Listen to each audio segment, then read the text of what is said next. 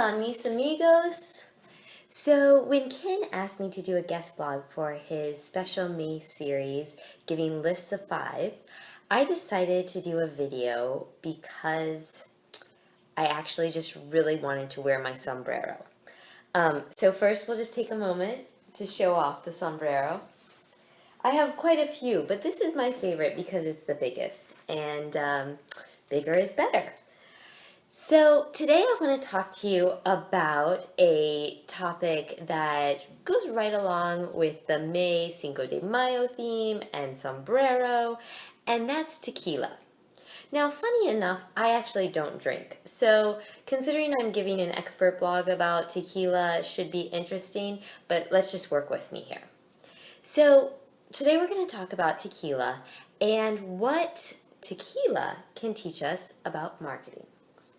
So, first thing that you need to know is that tequila comes from a pretty fussy plant called the blue agave. And it can only grow in certain conditions under certain circumstances. And this is very similar to your brand. When you're building a business and building a brand, you gotta kind of treat it carefully. It's fussy.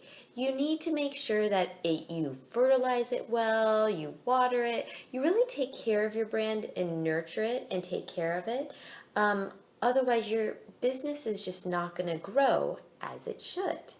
So make sure that you are constantly aware of how you put your brand out there, what conditions you have your brand in, the other plants that surround your brand, and how that might reflect on them.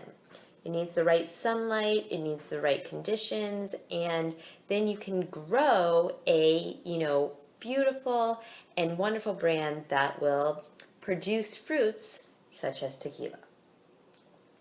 Number 2 is that tequila is kind of like champagne. So the Mexican government has total legal rights over tequila and its production. Nobody else can produce tequila, no other country, without them getting into major legal trouble. Now, you want to have the same home country authorization over your brand. Now, you want to do that in a couple of ways. One, you want to look at copywriting and trademarking to make sure no one else can steal your brand. You also want to develop your own brand image and voice. So of course some of that's going to be on the visual side with developing a great logo that's really, brands itself in your market's mind. But also it's on the messaging side. Make sure you have very clear and consistent messaging. That way, even if somebody does try to do like a rip-off tequila, or rip off your brand, people will know who you are because you consistently project that same message, that same voice, those talking points, that really clear tagline and elevator speech that helps people be able to connect your brand with what you're trying to do, the product or the service that you're trying to sell. So the third thing that's interesting about tequila is that it goes bad. The same can happen to your brand. Basically, you want to make sure that, like I said before, you take care of that brand. You don't want to do something or to send out a message or put yourself in a situation that is going to tarnish your brand. So basically, you always need to use common sense. You need to know what you stand for.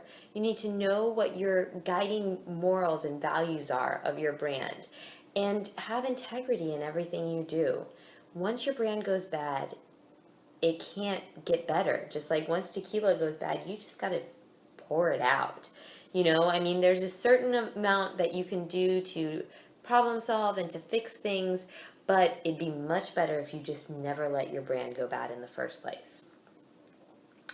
The fourth thing that's interesting about tequila is that the Aztecs believed that it was a gift from the gods. And they actually thought that tequila was a platform that opened communications between them and the gods. your brand is exactly like this. Your brand, your messaging, your logo, the personality that you project for your business is what opens communication between you and your target customer. So make sure that you use it accordingly. You need to honor that communication and that transit between the two of you. Your brand is a perfect way to translate what you're trying to do, to tell your story in a way that it resonates with your target consumer. Now, finally, as great as tequila is, there is too much of a good thing.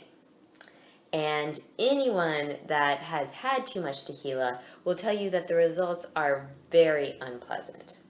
The same is true with your brand. You want to get out there enough that you're in the eye and the mind of your consumer, but you don't want to overwhelm them. You don't want to drench them in tequila, because if they've had too much of you, they're just going to be sick. And most likely, they're never going to want to touch you again, at least for a little while. So make sure that your messaging and your outreach is targeted, consistent, and purposeful. Don't just shower them with tons of banner ads and messages and random posts here or there. Don't be posting on your Facebook page 50 times a day just to get attention. Don't send them tons of sales messages over and over again. Instead, have a natural conversation with your consumer. Help educate them about why you're great and it can help make their lives better. And do it in a way that is not overwhelming. Again, if they've had too much of you, just like tequila, they're really not going to want to go back for quite a little while.